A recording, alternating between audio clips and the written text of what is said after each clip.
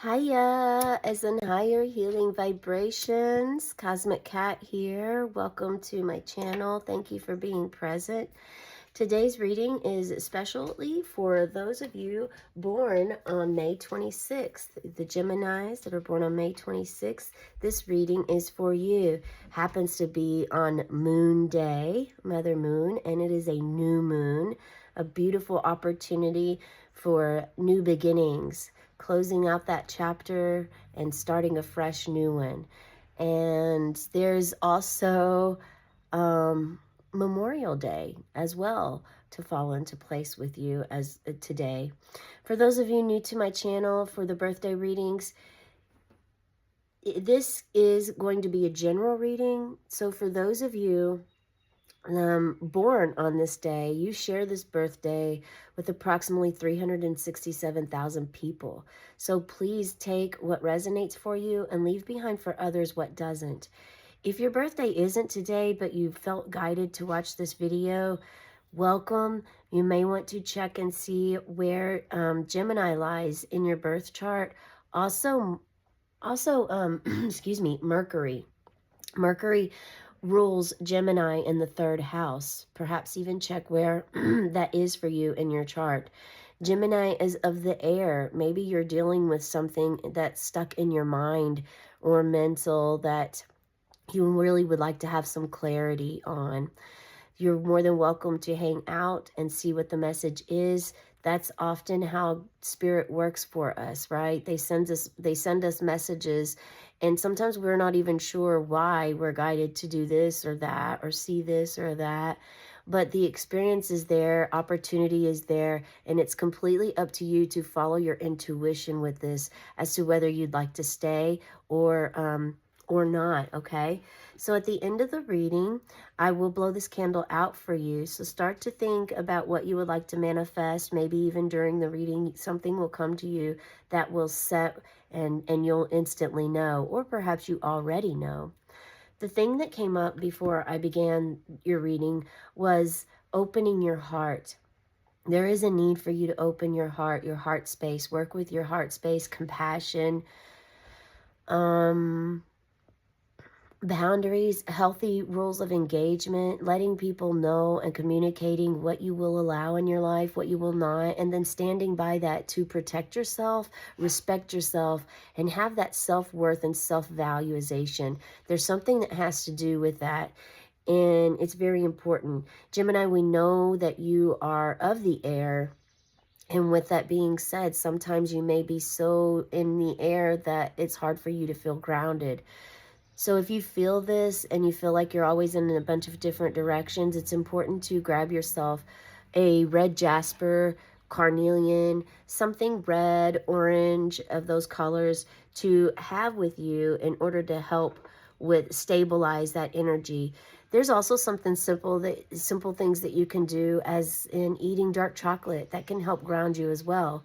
A very, very simple that doesn't require any cost at all is just taking your shoes off and going out into the grass barefoot and standing there. Close your eyes, hear the wind, hear the bird songs, all of the insects, everything around you, and just allow that feeling to feel through you from the bottom of your feet. Be like a tree. Visualize yourself as tree and your feet rooted in the ground. Excuse me. Feel your feet rooted into the ground and allow Mother Earth to begin healing you. This has been a proven fact with doctors and studies that it does reduce inflammation in your body. You can check out the movie The Earthing. It's a documentary. Clint Oberman did a study. Doctors started to become interested, and the documentary explains all of how this has been scientifically and medically proven to really reduce inflammation for you. I'm not a doctor. Keep going to your doctor. Check with your doctor as far as this goes. But you don't really have to check with your doctor placing your feet barefoot on the ground. That's something that's provided. We were born with bare feet, and we were born into this earth. And those are also, our bodies offer healing for us as long as we're open to this. Also, Mother Earth offers healing for us as long as we are open and there's no blockages, open to receiving her medicine, okay? A couple of things about rose quartz that I do want to mention to you from the Crystal Bible here. I want to make sure that you understand it's an unconditional love stone. It's beautiful for the heart chakra, even the higher heart. It offers infinite peace for you. It's the highest of the high quartz crystal for one to have whenever they're dealing with their heart space. Perhaps your heart space has been hurt, you know, maybe there's a wound there. This is a wonderful stone to work with. And it's excellent when you're using it with trauma or going through a crisis. So someone here has definitely dealt with trauma or crisis. Okay, if you're looking to attract love or bring love into your life, rose quartz is the one. Okay, sometimes the love gets so open that you need to bring in, if you feel, because you are a social butterfly, you're very good at communicating, rationalizing things.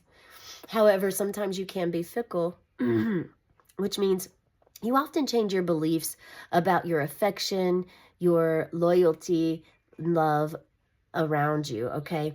So grab this rose quartz if this feels like something that you need. And if you get too high or you draw in too much love, which may sound weird, but at the same time, it can be overwhelming sometimes. Hit that like button if you've been there. If it gets to be overwhelming, bring in an amethyst, okay? Bring in an amethyst just to help calm things down. You know, just like going astral traveling, and just like when we're in the air and in our mind a lot, we want to balance this out sometimes, okay? So that we're not too extreme in one field or another. Make sure that you can restore your trust and harmony in yourself. Another good thing about rose quartz is it strengthens empathy and sensitivity. It's excellent for those of you going through a midlife crisis. Okay, it really encourages self-forgiveness, acceptance, self-trust, and self-worth. So it really teaches you how to love yourself. And if you've loved and lost, or or have lost a loved one, it really comforts you during grief. So those are things about rose quartz. If this resonates for you, that is wonderful. I hope that this information helps you at this time. Gemini, you are typically flexible to change, as you are a mutable sign. Okay, let's go ahead and start getting into the reading and pull some cards. If anything comes while we are doing this reading, I will share it with you as far as the downloads. You need to learn how to select your thoughts just the same way you select your clothes every day. This is a power you can cultivate. Select your thoughts the same way you select your clothes every day, with ease. Something about not making it so hard for yourself to exist. So we did bring up thoughts. We know that that is part of your part of Gemini, part of who you are is being in your thoughts. And so there's something about,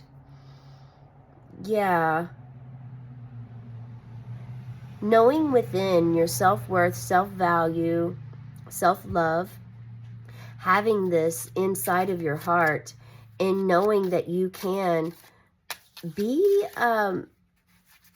spiritually based, and also at the same time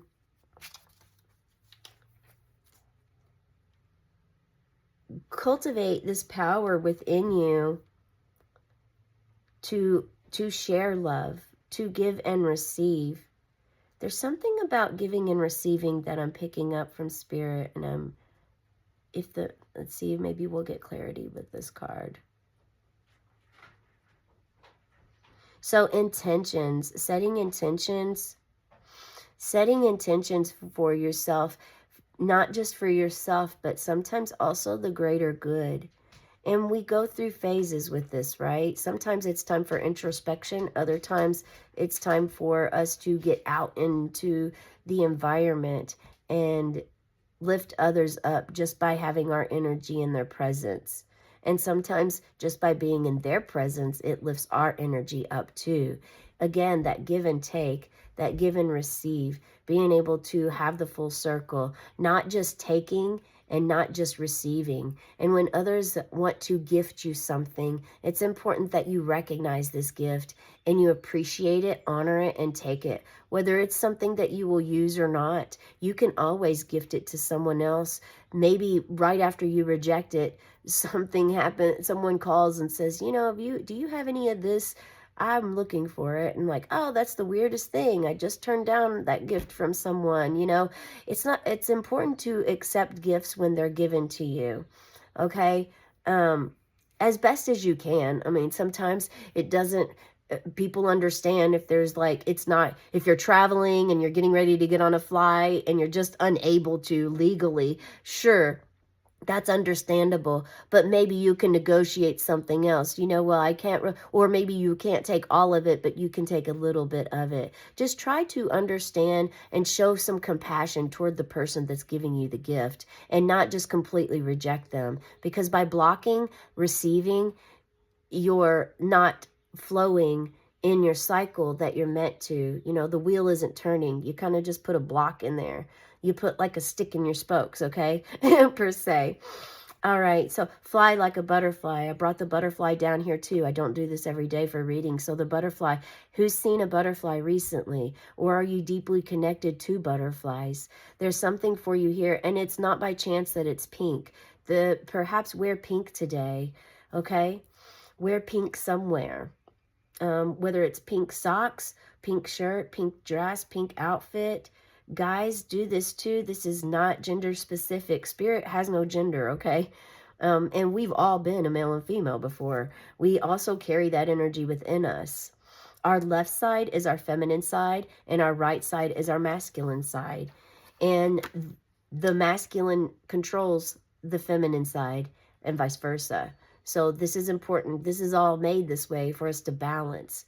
Okay, so we have 5 of Swords here. 5 of Swords. And I'm going to first, before I share my energy, the energy I'm feeling from looking at this card, I want you to try to enhance your own intuition and feelings, and also pay attention and aware to what your body tells you about looking at this card here, seeing what you see, what comes up.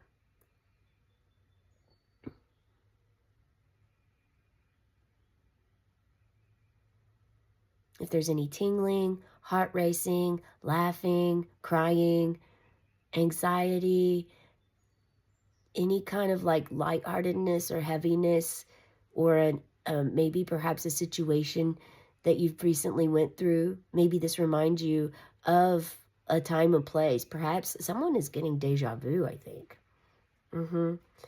Okay, so what I'm seeing with this 5 of Swords is you being a leader and helping these two here learn how to hold their own, how to hold their responsibility, how to manage and be able to pick up their sword. You're holding 3 swords, and you've basically let them know that when they are ready, it's time for them to pick up their swords. It's time for them to handle their own responsibilities. And perhaps you're a parent and you're teaching this to your children at this time. It could be a work environment and you've been doing all of the work, and now you've finally decided, okay, you've done some research to learn, you've asked a question, how can I help my coworkers take responsibility for their own duties, for their own responsibility, for their own what is that called when you're in the, for their own job responsibilities, their own duties, their own geez, oh my gosh, you guys. so communication. And every new moon lately, it seems like there's just, do you get this feeling at every new moon, like there's just like your words are right on the tip of your tongue, you know what they are, but they're just not coming yet. So You get the gist of what I'm saying.